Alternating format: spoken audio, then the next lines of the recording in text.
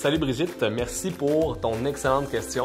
En fait, ce qu'il faut savoir sur la perte de nutriments et de vitamines suivant la période de congélation et de décongélation, c'est que ça a très peu d'impact en fait sur la teneur générale en nutriments.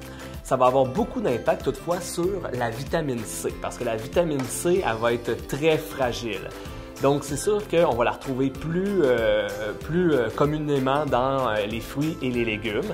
Et on perdrait jusqu'à à peu près 15 à 20% en moyenne de vitamine C lorsqu'on va décongeler des aliments. C'est sûr que la perte moyenne de vitamine C à température ambiante va être de 15% par jour pour ces mêmes aliments-là. Il y a des aliments qui vont être un petit peu plus à risque, comme les épinards et le brocoli, qui pourraient perdre jusqu'à 50% de leur contenu en vitamine C.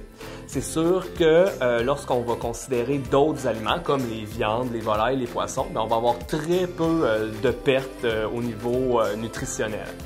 En revanche, justement, quand on va décongeler des fruits et des légumes, ça va entraîner une perte de liquide. Donc, on va avoir un résidu de liquide ici, comme dans le cas de mes épinards que j'ai fait décongeler au micro-ondes.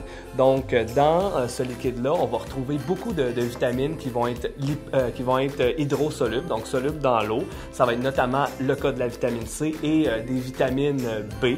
Et c'est important de réutiliser ce petit liquide-là qu'on pourrait mettre, par exemple, dans un bouillon, dans nos potages, dans nos soupes. Et si c'était des fruits congelés, mais on pourrait tout simplement l'ajouter dans notre smoothies ou s'en servir dans des recettes de muffins. Donc, j'espère, Brigitte, que j'ai bien répondu à ta question concernant la perte vitaminique dans les fruits et légumes.